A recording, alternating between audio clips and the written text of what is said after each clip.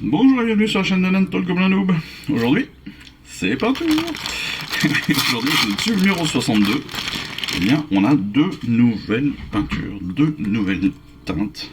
Alors, on va les mélanger un petit peu. Roulement de tambour. Pour deux nouvelles peintures, un White Scar, peinture très blanche, hein, ce qui diffère un petit peu quand même du Carox White. Vous voyez, Corax White est un petit peu grisé, le White Scar est très blanc.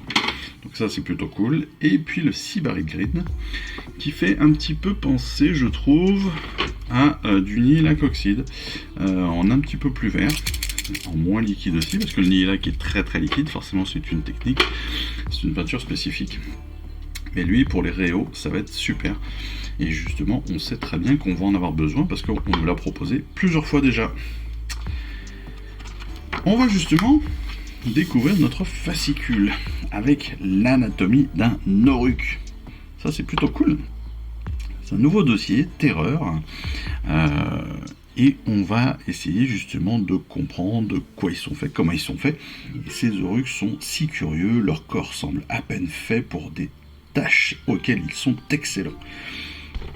Les poings d'un auruque sont primitifs et malhabiles, mais ils manient leurs armes avec adresse. Leur allure des plus étranges défie les lois de la physique, et les pieds des auruques ressemblent à ceux des humains, mais ils sont plus larges et verts. Nombre d'entre eux, d'ailleurs, arpentent les terrains difficiles sans subir de blessures apparentes. J'aime bien ça. C'est vraiment des éléments... C'est vraiment pour le lore, pour se mettre dans l'ambiance, et ça je trouve ça très cool. Même s'ils se déplacent comme des brutes pataudes, les auruques sont des assassins exceptionnels. Les dents des auruques semblent inadéquates, pourtant ils mangent tout type de viande, mâchant avec joie tendons, ligaments, os, etc.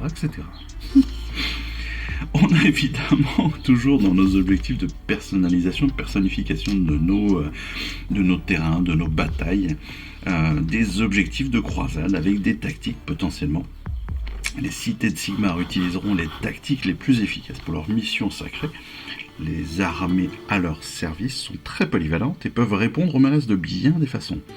On va utiliser donc ces tableaux pour déterminer les stratagèmes préférés des généraux de votre host de l'ordre.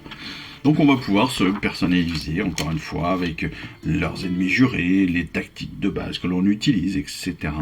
Pareil pour les auruques, pour la WAG, pour les auruques, pour les orques, pour les gobelins, enfin pour la totale quoi, pour la destruction. Un pour l'ordre, un pour la destruction. Pas de partie d'assemblage, évidemment, hein, vous l'aurez bien compris, mais une vidéo en préparation sur la technique de peinture, hein, parce que on a deux nouvelles peintures, et ces deux nouvelles peintures, elles auront entre autres un intérêt, c'est qu'elles vont nous permettre de faire des réaux. Et justement, ces réaux, on va aller un petit peu plus loin. Le réau est une technique importante servant à souligner les arêtes et les contours des figurines. Elles accentuent les détails et mettent en évidence les zones où la lumière accroche le sujet. C'est ce que je disais dans les vidéos précédentes, les réaux, ça permet entre autres de mettre en avant les arêtes et de pouvoir donner encore plus de dimension à nos figurines. Voilà. Et pour ça, on va utiliser différentes parties de notre pinceau. Si je prends un pinceau layer, hein, c'est cela que l'on va utiliser principalement. C'est le shade. Hop, est-ce que j'en ai un autre de layer? Bon, on va utiliser celui-ci, layer S. Et qu'en fait, on va utiliser à la fois la pointe, mais aussi le plat de notre pinceau, c'est-à-dire la longueur de nos poils, pour pouvoir atteindre différentes zones et faire différents effets. La pointe va être utilisée pour rehausser soigneusement une partie des figurines, alors que le plat du pinceau, lui, va être utilisé pour rehausser des angles aigus ou en chargeant les poils, en les passant sur les zones où vous voulez déposer de la peinture. Mais ça, on va le voir évidemment plus en détail dans notre vidéo spécifique peinture, où on prendra le temps de voir tout cela de façon bien correcte et bien détaillée. Et on va vraiment avancé. Et puis sur le Sibariet, vous voyez qu'on va pouvoir aussi donner pas mal de détails à pas mal de nos figurines. Et ça aussi c'est très très cool, parce que l'idée c'est toujours d'avancer, d'améliorer nos figurines, d'améliorer notre peinture. On va aussi améliorer nos tactiques, avec cette fois-ci des tactiques pour la destruction, avec les sornifleurs et les troupeaux de squig. Très très cool. Et puis on va continuer surtout dans notre nouveau plan de bataille, dans notre nouvelle campagne Flammes et Fureurs, avec un nouveau plan de bataille des cendres aux cendres. Mais ça, c'est encore une autre histoire, on le verra dans la partie spécifique, dans la vidéo spécifique de la semaine des règles. Le prochain numéro, c'est l'Amiral Arcanaute, la dernière figurine de Caradhran de la collection, et aussi le dernier fascicule de ce mois-ci. Et on commence à nous présenter bien évidemment le prochain colis que nous allons recevoir bientôt. C'est le 64 avec Skragroth, le roi Louf. Je dirais le magicien des magiciens chez les villes du fiel obscur, le top du top des mages des Gloomspites. Donc ça, très très jolie figurine aussi. Elle a un vrai caractère hyper important. Et ça c'est top. Donc là on va aussi avoir un truc super à peindre, à préparer et tout. Voilà, qui est une belle semaine encore une fois.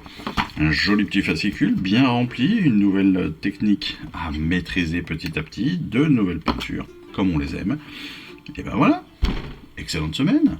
Il ne me reste plus qu'à vous dire à la semaine prochaine pour la découverte de notre 63. Et puis sinon, à très vite dans les vidéos de peinture et de règles de cette semaine.